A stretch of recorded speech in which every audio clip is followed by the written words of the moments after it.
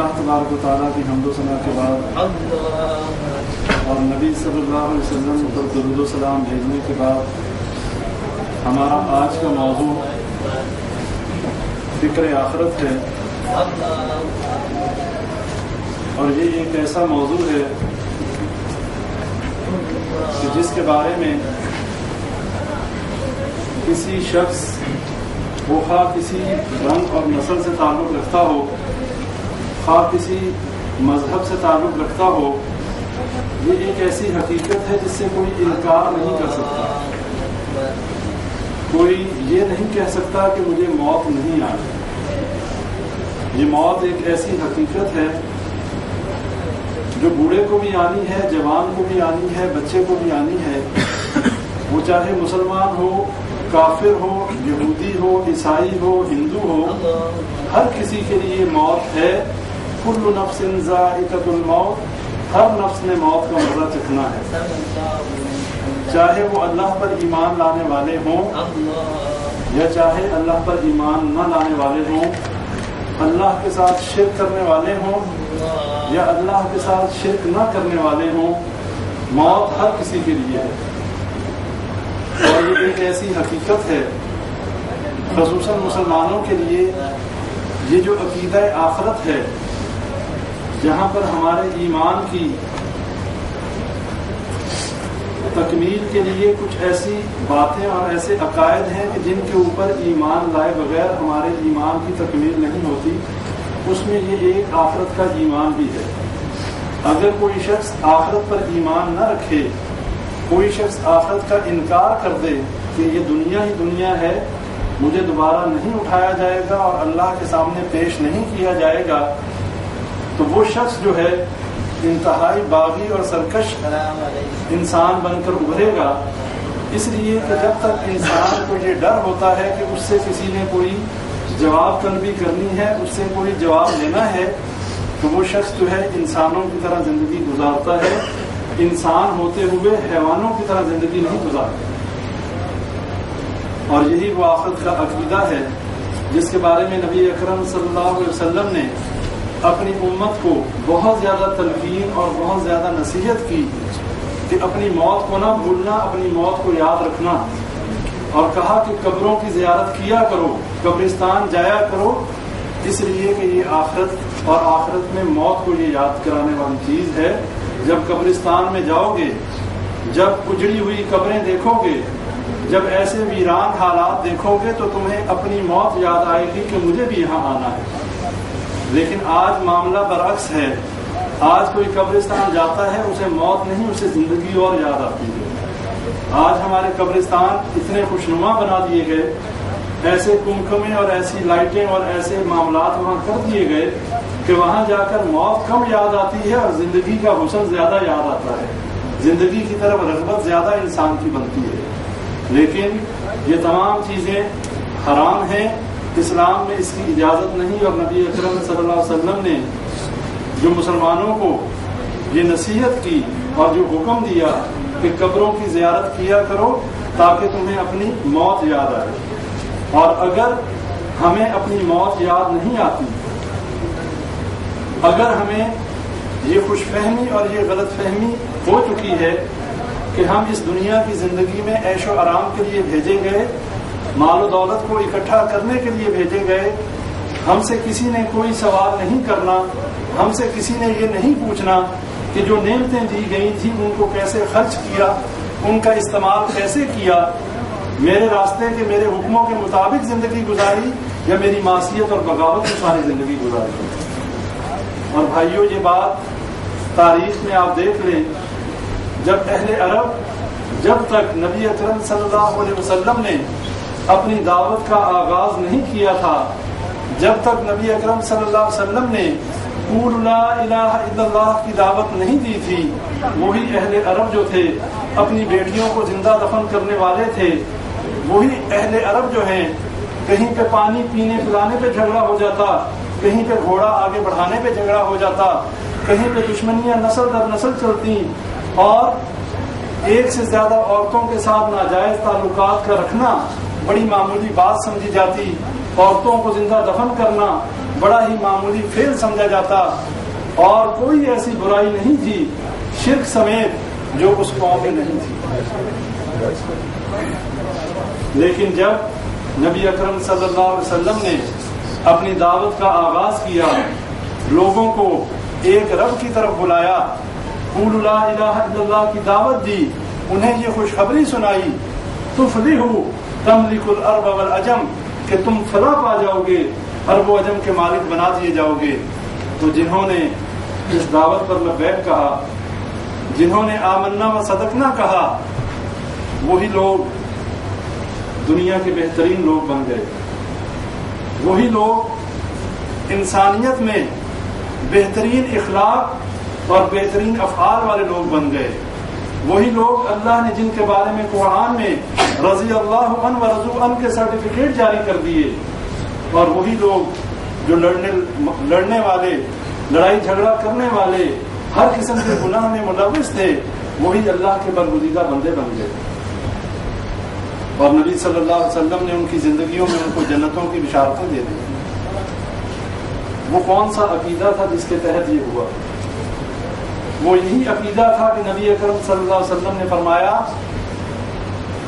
کہ اللہ کے حکموں کے مطابق زندگی گزارو گے، اللہ کے ساتھ شرک نہیں کرو گے، اپنی بیٹیوں کو زندہ دفن نہیں کرو گے، انسانوں کی طرح، اور اس دنیا میں آنے کے مقصد کو فراموش نہیں کرو گے، تو دنیا بھی تمہاری اچھی گزر جائے گی اور آخرت میں بھی جنت ملے گی.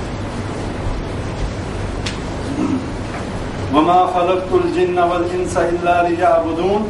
سورہ ذاریات کی اس آیت کا سبق اگر ہم یاد کر لیں، یہی سبق جو صحابہ کرام نے یاد کیا، یہی سبق کہ اللہ نے جنوں اور انسانوں کو اپنی عبادت کے لیے پیدا کیا.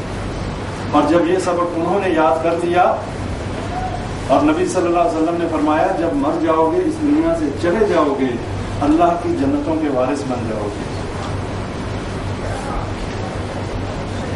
اس کا مطلب یہ ہے کہ نبی صلی اللہ علیہ وسلم نے انہیں ایک ایسے دن سے ڈرایا کہ جس دن نہ کسی کی سفارش کام آئے گی، نہ کسی کا رعب اور دبدبہ چلے گا، نہ کسی کی دنیا کی بادشاہت کام آئے گی.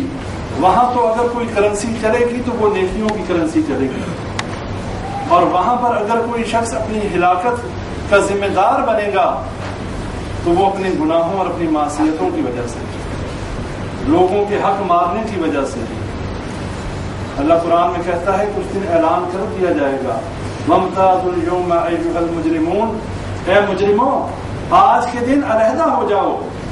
اس دن گروہ بنا دیے جائیں گے اور مجرموں کا گروہ علیحدہ ہو جائے گا، مومنوں کا گروہ علیحدہ ہو جائے گا. اور اس دن شرک کرنے والوں کا ایک علیحدہ گروہ ہوگا، کفار کا علیحدہ گروہ ہوگا، مومنین کا علیحدہ گروہ ہوگا. شراب پینے والے، زنا کرنے والے، چوری کرنے والے، اللہ کے حکموں کے خلاف چلنے والے، کم تولنے والے، جھوٹی قسمیں اٹھانے والے، یہ تمام کے تمام اپنے اپنے گروہوں میں ہوں گے. وہاں پر درجہ بندیاں کر دی جائیں گی، گروہ بندیاں کر دی جائیں گی کہ جن سے دنیا میں محبتیں رکھتے تھے انہی کے ساتھ ہو جاؤ، جن کے ساتھ دنیا میں تمہاری دلی تعلق تھے، جن کے ساتھ دل کے معاملات تھے، جو یہود و نصارہ کو اپنا مائی باپ سمجھنے والے اور ان کے آگے سر جھکانے والے تھے، ان کا بھی علیحدہ گروہ ہوگا. اللہ کہے گا یہود و نصارہ کو اپنا دوست بنانے والا اسی گروہ میں آ جائے. اور جنہوں نے اللہ کو اپنا رب جانا ہوگا، جنہوں نے اللہ کے حکموں کے مطابق زندگی گزاری ہوگی، وہ مومنین کا گروہ علیحدہ ہوگا. پہلا مجرم جو اللہ کے دربار میں پیش کیا جائے گا، اللہ اس سے پوچھے گا کہ اے بندے، کیا میں نے تجھے اپنی نعمتوں سے نہیں نوازا تھا؟ کیا میں نے تجھے کھانے کو اچھی اچھی نعمتیں، اچھی غذا نہیں دی تھی؟ میں نے تجھے مال و دولت نہیں دیا تھا؟ میں نے تجھے اہل و عیال نہیں دیے تھے؟ بتا تم نے میرے لیے کیا کیا؟ وہ کہے گا اے اللہ، مجھے تو قیامت کے دن میں یقین ہی نہیں تھا. میں تو یہی سمجھتا رہا کہ یہ دنیا 2 دن کا کھیل ہے، بس اس میں آؤ، پیسے کماؤ، بچے پیدا کرو، ان کو اچھا مستقبل دو، حلال حرام کی تمیز کیے بغیر آؤ، جیسے مرضی مال و دولت کو اکٹھا کرو، کسی کا حق مارو، کسی کو گالی دو، کسی کو تھپڑ مارو، کسی کی غیبت کرو، مر جاؤ۔ ہمیں تو یہ پتہ ہی نہیں تھا کہ اللہ نے ہم نے تیرے سامنے بھی پیش ہونا ہے۔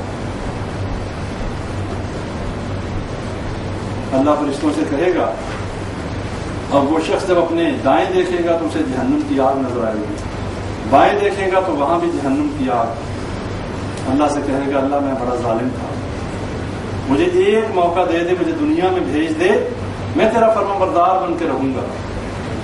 اللہ کہے گا، کل آج نہیں، اس میں سپلیمنٹری نہیں، فیل ہو گئے تو فیل ہو گئے، اور پاس ہو گئے تو پاس ہو گئے، اس میں دوسرا چانس نہیں ہے۔ اور فرشتوں کو حکم ہوگا کہ اس کو جہنم میں پھینک۔ دوسرا مجرم آئے گا، اللہ اس سے پوچھے گا کہ کیا دنیا میں جائیدادیں نہیں دی تھیں، دنیا میں حکمرانیاں نہیں دی تھیں، دنیا میں لوگ جھک جھک کے سلام کرنے والے، جن کو دیکھ کے بہت فخر کیا کرتے تھے کہ میری بڑی عزت ہے، لوگ مجھ سے ڈرتے ہیں، لوگ مجھے جھک کے سلام کرتے ہیں، یہ سارے معاملات تھے، تو نے کیا کیا؟ اللہ میں نمازیں پڑھتا رہا، میں روزے رکھتا رہا، میں یہ تمام نیکی کے جو ہے کام کرتا رہا۔ اللہ کہے گا، تو جھوٹ بولتا ہے، تو یہ کام تو اس لیے کرتا رہا کہ لوگ یہ سمجھتے رہے کہ یہ ہم جیسا ہے، نیک آدمی ہے۔ اصل میں تو منافق تھا، تیرے اندر نفاق تھا، تیری محبتیں، تیری دوستیاں تو یہود و نصارہ کے ساتھ تھیں، تو کفار کے ساتھ اٹھتا بیٹھتا اور انہی کے لیے ہمدردیاں رکھتا تھا۔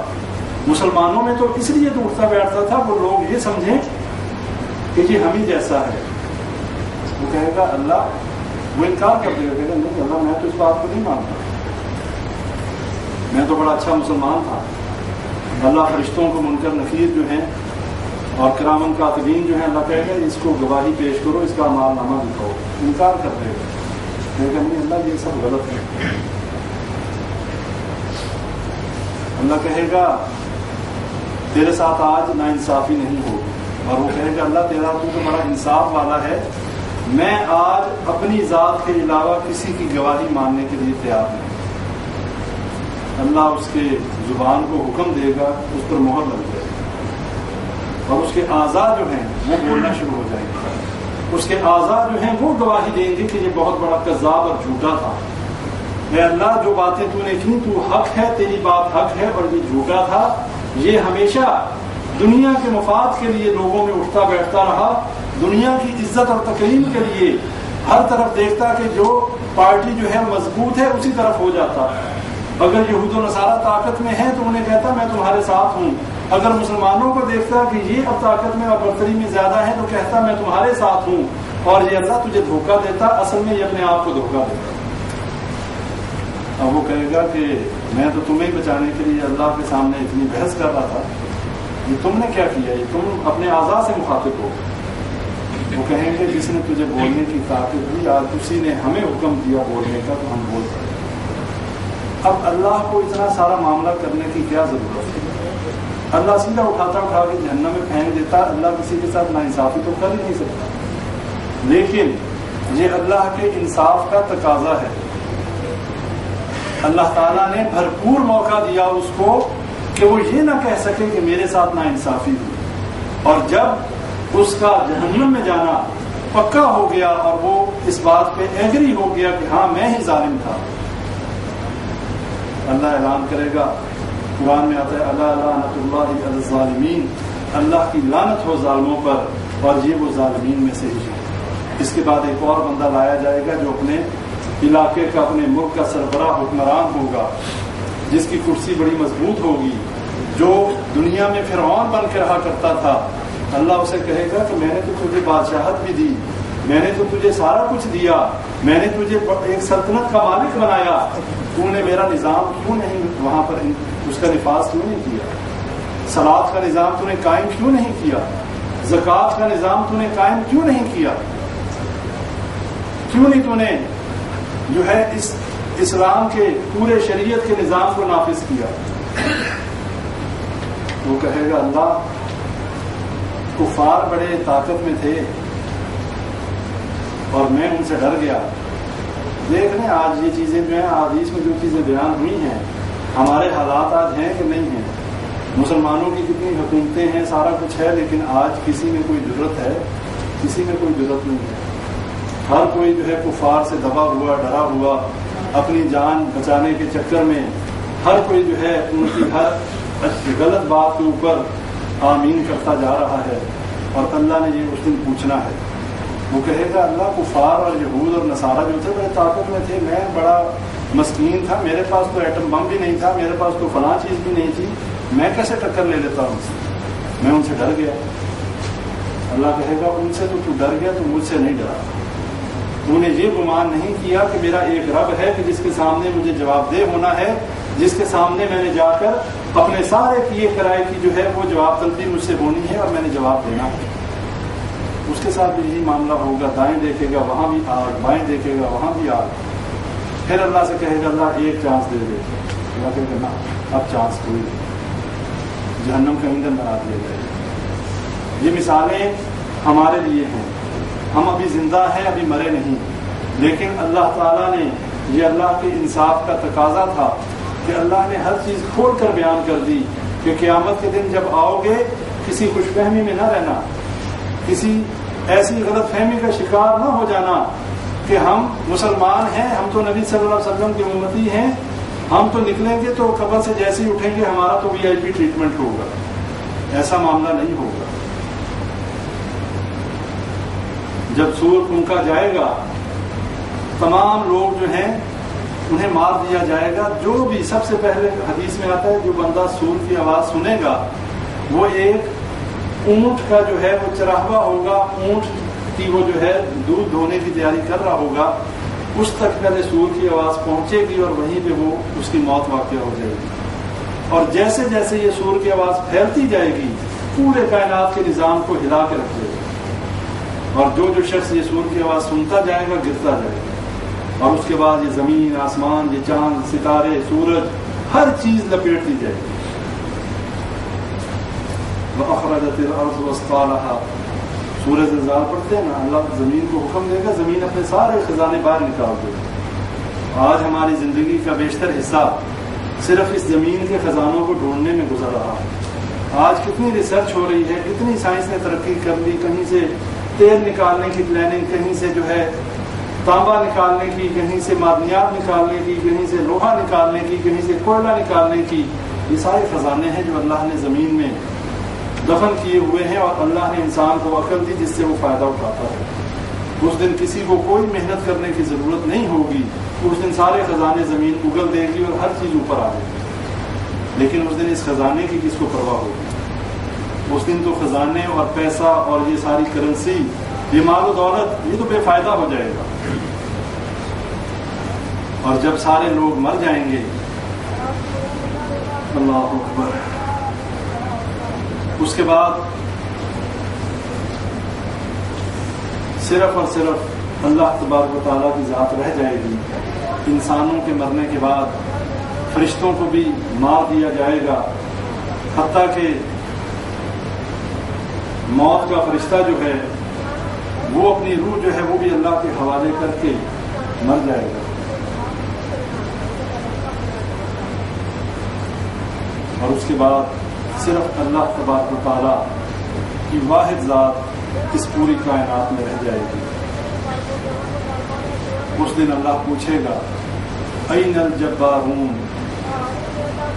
کہاں ہیں بڑی بڑی بادشاہوں کے دعوے کرنے والے بادشاہوں کے؟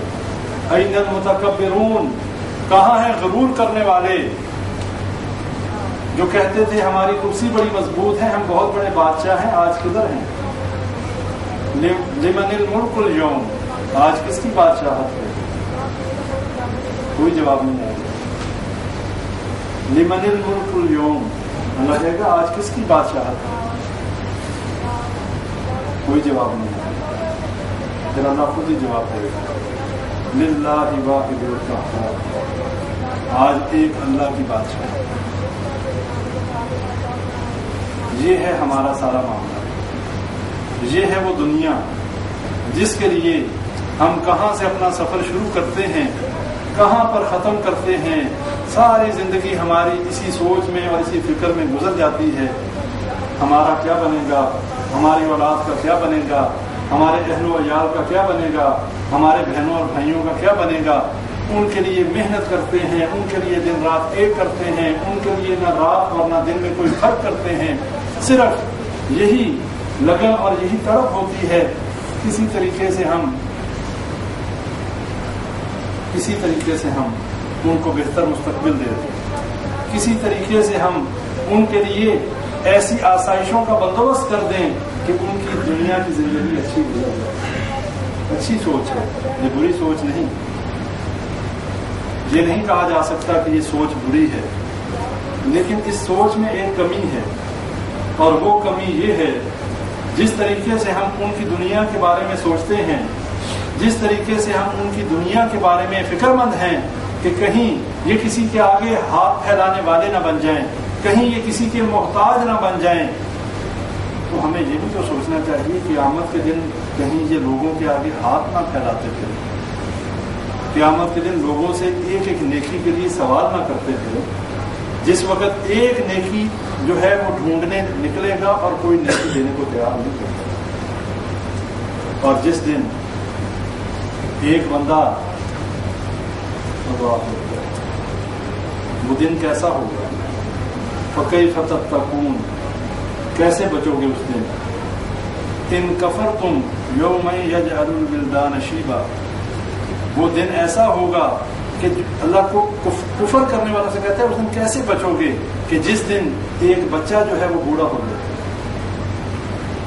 جس دن عورتوں کے حمل گر جائیں گے، دودھ پلانے والی اپنے بچوں کو بھول جائیں گی، سورہ حج کی آیات ہیں، اور اللہ کہتا ہے کہ وہ دن ایسا ہوگا کہ ایک بچہ جو ہے وہ بوڑھا ہو جائے اس دن کی شدت کی وجہ سے، حشر کے میدان کی شدت کی وجہ سے، اور اس دن کوشش یہ ہوگی کہ کوئی رشتہ دار ہمیں نظر نہ آئے، کوئی باپ بھائی بیٹا اہل و عیال میں سے کوئی ہمیں غلطی سے بھی نہ مل جائے، ایسا نہ ہو کہ ہم تو پہلے ہی اپنی مصیبت میں پھنسے ہوئے ہیں، آ کر اس نے کوئی ڈیمانڈ کر دی، کوئی نیکی مانگ لی، تو یہ نہ ہو کہ ہم جو ہے اس کو نیکی نہ دے سکیں، اور ہم جو ہے ایسے انسان چھپے گا۔ اور دنیا میں جو لوگ ایسے لوگوں کے کہنوں پر چلے، کہتے ہیں نا ہمارے دوست یار آخر کس نے دیکھی، جہاں سارے جائیں گے ہم بھی چلے جائیں گے، ٹینشن کیا ہے، کیا پریشانی ہے، جہاں سب ہوں گے ہم بھی وہیں ہوں گے، تو پھر فکر کی کیا بات ہے۔ یہ بہت بڑی بات ہے جو ہمارے زبانوں سے نکلتی ہے، جہاں سب ہوں گے وہاں ہم اتنا بھی وقت نہیں گزار سکیں گے، 50,000 سال تو بہت زیادہ ہے۔ دنیا میں ہم اس سورج کے سامنے جو کہ انتہائی دور ہے، اس گرمی میں ابھی جو موسم آنے والا ہے، باہر دھوپ میں ننگے پاؤں فرش پر کھڑے نہیں ہو سکتے۔ سورج کتنا دور ہے، بہت دور ہے۔ اس گرمی میں ہم باہر کھڑے نہیں ہو سکتے بغیر کپڑوں کے، بغیر جوتے کے۔ قیامت کے دن بغیر کپڑوں کے، بغیر ختنے کے، بغیر جوتوں کے، بغیر ہر چیز کے 1 میل کے فاصلے پر سورج ہوگا اور ہم اس کے سامنے ہوں گے۔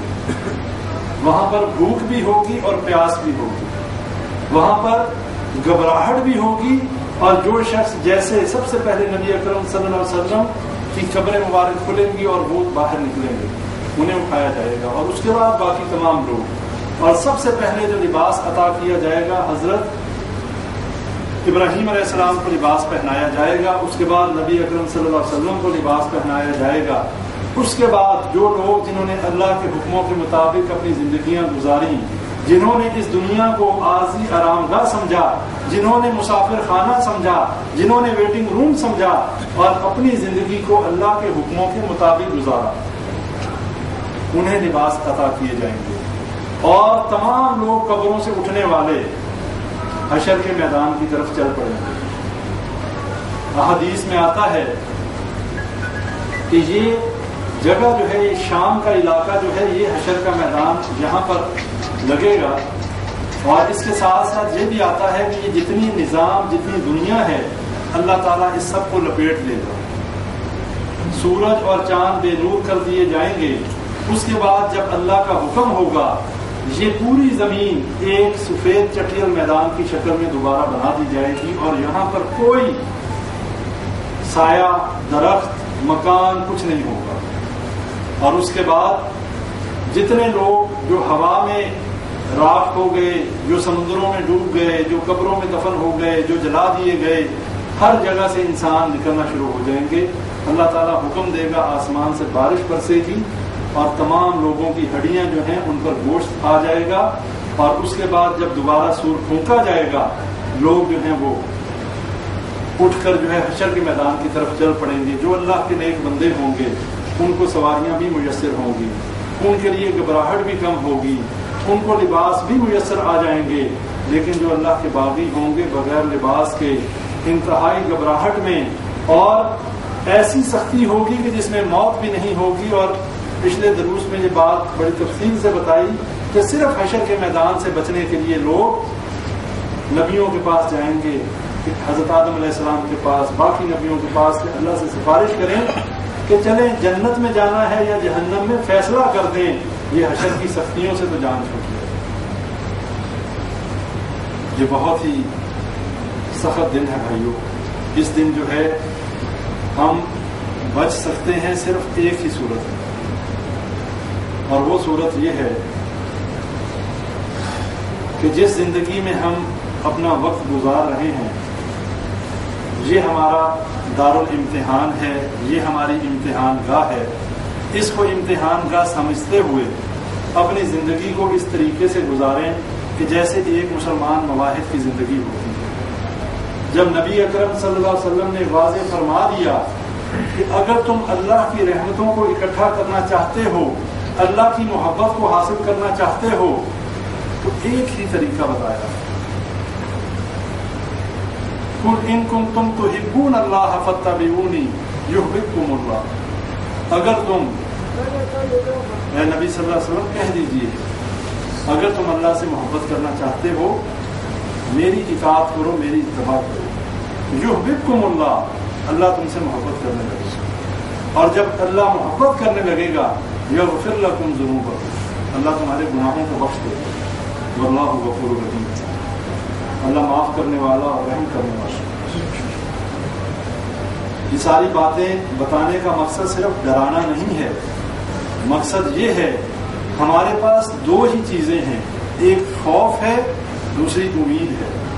حضرت عمر رضی اللہ تعالیٰ عنہ فرماتے ہیں کہ اگر اللہ تعالیٰ یہ اعلان کر دے کہ سارے کے سارے بندے جہنم میں جانے والے ہیں سوائے ایک شخص کے، فرمانے لگے مجھے امید ہے کہ وہ ایک بندہ میں ہوں.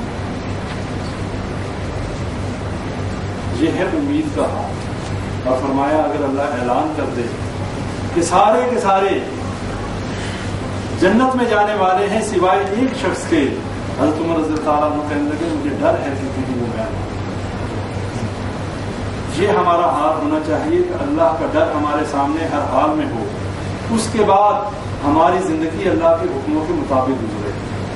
یہ صرف زبانی جمع خرچ نہ ہو، صرف یہ نہیں کہ ہم بیٹھے باتیں کی سنی اٹھ گئے. ہماری زندگیوں میں تبدیلی آنی چاہیے. ہمارے اٹھنے بیٹھنے میں، ہمارے تعلقات میں، ہماری دوستی میں، تمام معاملات میں ہمارے فرق آنا چاہیے. واضح ایک ڈفرنس نظر آنا چاہیے، ایک اللہ سے ڈرنے والے کا اور ایک اللہ سے نہ ڈرنے والے کا. ایک قیامت کے اوپر جس کا ایمان ہے، یوم آخرت پہ جس کا ایمان ہے، اس میں، اور جو شخص جو ہے مانتا ہی نہیں اللہ کو، جو یوم آخرت کو ہی نہیں مانتا. ہم ادھر کتنے لوگ ہیں جہاں پر ہم اس وقت موجود ہیں، یہیں پہ کتنے مذاہب کے لوگ ہیں. اگر ایک ہندو میں، ایک سکھ میں، ایک مسلمان میں اگر واضح کوئی فرق نظر نہیں آتا تو پھر کیسا سکھ، کیسا مسلمان اور کیسا ہندو؟ مسلمان تو وہ ہے کہ جس کی زندگی کا ہر لمحہ جو ہے اللہ کے حکموں کے مطابق گزرتا ہے، جو لوگوں کو گالی نہیں دیتا، جو دوسروں کا حق نہیں مارتا، جو کسی کو برے الفاظ سے نہیں پکارتا، جو کسی کی غیبت نہیں کرتا. یہ تمام خاصیتیں خوبی مسلمانوں کی. یہ تو بندوں کے حقوق ہو گئے. اور اللہ کا حق کیا ہے؟ اللہ کے ساتھ کسی کو شریک نہیں کرتا. اللہ کے ساتھ کسی بھی نبی ولی بزرگ کسی کو بھی شریک نہیں کرتا، اللہ ہی کی عبادت کرتا ہے، اللہ کے علاوہ ہر چیز کا انکار کرتا ہے۔ وَمَن يَكْفُرْ بِالطَّاغُوتِ وَيُؤْمِن بِاللَّهِ فَقَدِ اسْتَمْسَكَ بِالْعُرْوَةِ الْوُثْقَىٰ۔ اللہ نے کہا جس نے طاغوت کا انکار کر دیا، سب سے پہلے بتایا انکار اس کا طاغوت کا۔ طاغوت کیا ہے؟ اللہ کے علاوہ ہر وہ چیز جس کی اللہ کے ساتھ عبادت کی جا سکے یا اللہ کے علاوہ عبادت کی جائے، طاغوت ہے۔ اور جس نے اللہ پر جو ایمان لے آیا، اللہ فرماتا ہے اس نے ایک ایسے مضبوط گڑھے کو تھام لیا کہ جو ٹوٹنے والا نہیں، جس کو پکڑ لینے کے بعد انشاءاللہ اس کی کامیابی یقینی ہے۔ بھائیوں، اپنی زندگیوں کو بدلیں۔ میں اپنے گریبان میں جھانکوں، آپ اپنے گریبانوں میں دیکھیں، ہماری آخرت کی تیاری ہے کیا؟ آج اگر ہمیں موت آ جائے، کیا ہم منکر نکیر کے سوالوں کے جواب دینے کے لیے تیار ہیں؟ کیا ہم قبر میں جانے کے لیے تیار ہیں؟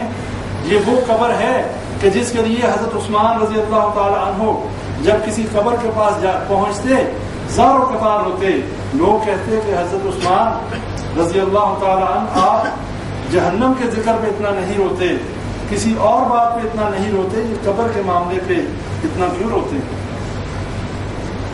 حضرت عثمان رضی اللہ عنہ نے کہا کہ یہ پہلی سیڑھی ہے، جو اس سیڑھی پہ کامیاب ہو گیا وہ آگے بھی کامیاب ہو جائے گا، جو یہاں فیل ہو گیا وہ آگے بھی فیل ہو گیا۔ اور یہ قبر کیا ہے؟ یہ قبر جنت کے باغوں میں سے ایک باغ ہے یا جہنم کے گڑھوں میں سے ایک گڑھا ہے؟ جس نے زندگی اللہ کے حکموں کے مطابق نہ گزاری، موت کا وقت آ گیا، موت کا فرشتہ آ گیا، آتے ہی پٹائی شروع ہو جائے گی، اور وہ مار بھی ایسی مار ہوگی۔ یہ فرشتے اللہ کی جو مخلوق ہیں، ان کے بارے میں ہم اندازہ نہیں کر سکتے یہ کیسی مخلوق ہے۔ معراج کے واقعے میں نبی صلی اللہ علیہ وسلم جب آسمانوں پر پہنچے، سورہ نجم میں پورا تفصیل آتی ہے حضرت جبرائیل علیہ السلام کے بارے میں۔ نبی صلی اللہ علیہ وسلم نے فرمایا میں نے 3 مرتبہ جبرائیل کو دیکھا اصل حالت میں، اور معراج کے وقت میں نے جبرائیل کو ایسی حالت میں دیکھا کہ اس کے 600 پر تھے، اور اس نے سارے آسمان کو ڈھانپا ہوا، اور میں آسمان کی طرف جدھر بھی دیکھتا مجھے جبرائیل علیہ السلام کے پر نظر آتے۔ یہ اللہ تعالیٰ کی بنائی ہوئی مخلوق ہے، اور ایک انسان، ایک طاقتور انسان ایک دوسرے انسان کو اگر مارے کتنا نقصان پہنچے گا؟ مطلب ظاہری بات ہے اسے چوٹ لگے گی، لیکن ایک ایسی مخلوق جو اللہ کی بنائی ہوئی بڑی ہی کمزور مخلوق کو مارے، اس کی وہ چوٹ اور تکلیف کا کیا کہنا ہوگا؟ اور ہمارے سامنے مرنے والا ہمارے سامنے ہوتا ہے، اور اگر فرشتے اللہ تعالیٰ محفوظ فرمائے ہم سب کو، اسے اگر مار رہے ہوں، ہمیں کوئی پتہ چلتا ہے؟ نہیں پتہ چلتا۔ کوئی چیخنے چلانے کی آواز، کوئی مارنے کی آواز، کچھ پتہ نہیں چلتا۔ لیکن اس وقت اس مرنے والے کے ساتھ کیا گزر رہی ہے، اللہ کہتا ہے اس وقت میں اس کے بہت قریب ہوتا ہوں، لیکن تمہیں شعور نہیں۔ نحن اقرب الیہ من حبل الورید، اللہ کہتا ہے میں تو تمہاری اشارت سے بھی قریب ہوں۔ اور اس وقت جب موت کا فرشتہ آتا ہے، اللہ کہتا ہے میں اس کے بہت قریب ہوتا ہوں۔ اس سے مراد یہ نہیں کہ اللہ جیسے ہم بیٹھے ہیں اس طرح قریب ایسے ہوتا ہے، اللہ اپنے علم کے حوالے سے اس کے بہت قریب ہوتا ہے، اسے دیکھ رہا ہوتا ہے۔ اور ہم کوئی کہتا ہے یہ کرو، ڈاکٹر کو بلاؤ، اس کو بلاؤ، اللہ کہتا ہے نہیں، اب جو ہے اب تو سفر کی تیاری ہے، اب جس مرضی کو بلاؤ۔ اب جو روح حلق میں آ کے اٹک گئی، دنیا کی ساری طاقتیں لگا دو، اس روح کو واپس نہیں لے جا سکتے۔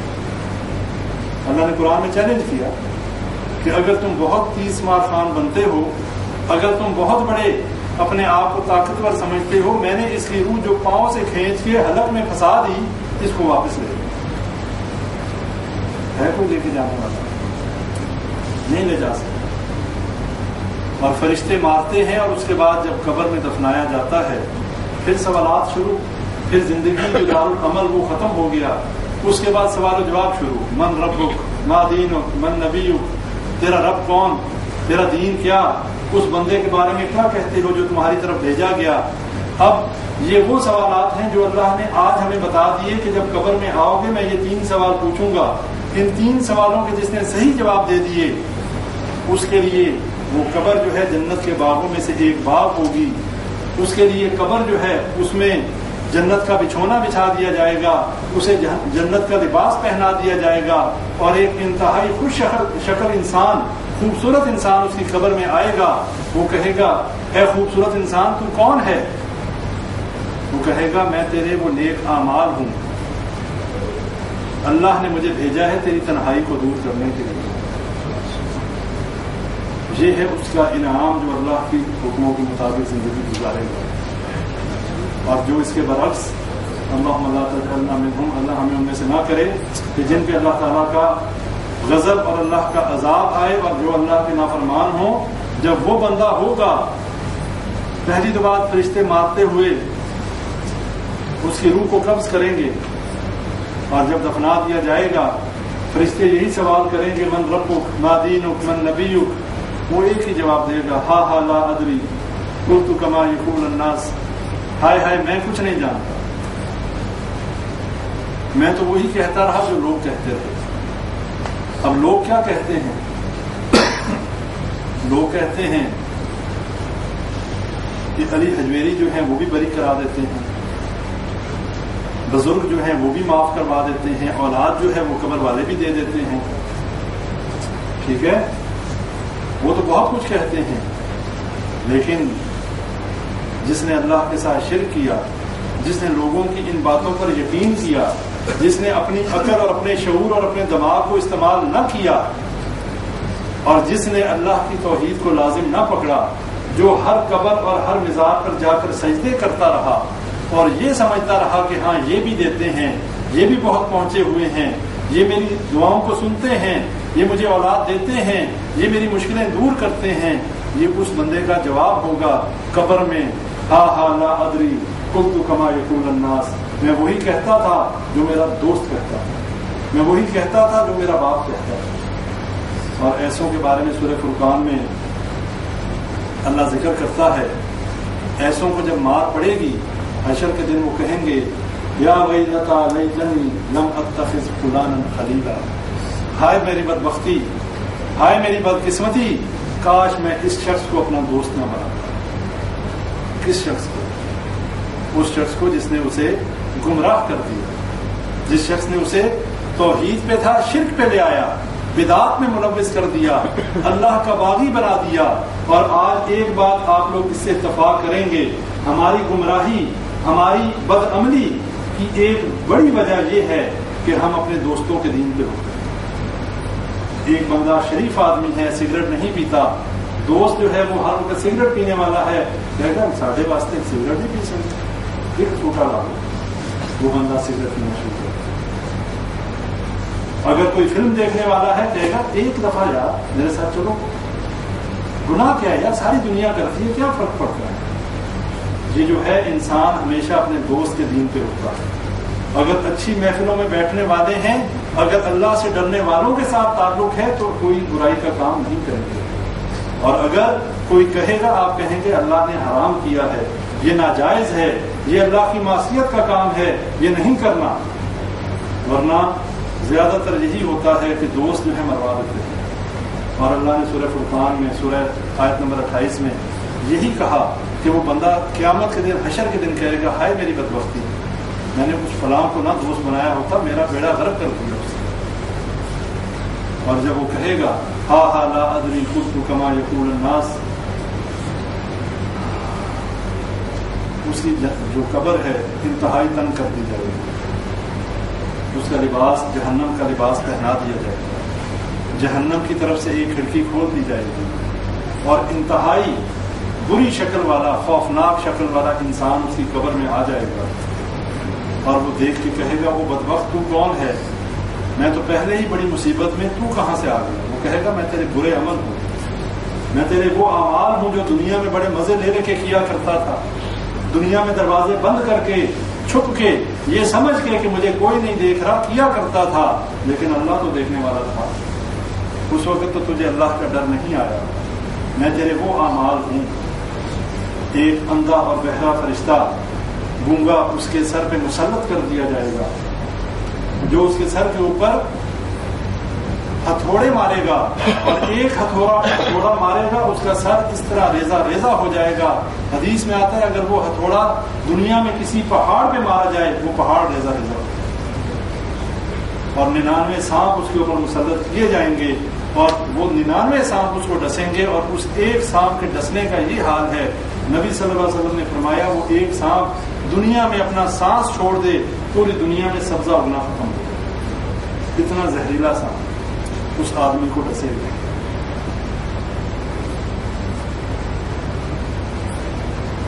بھائیو، اللہ سورہ تحریم میں فرماتا ہے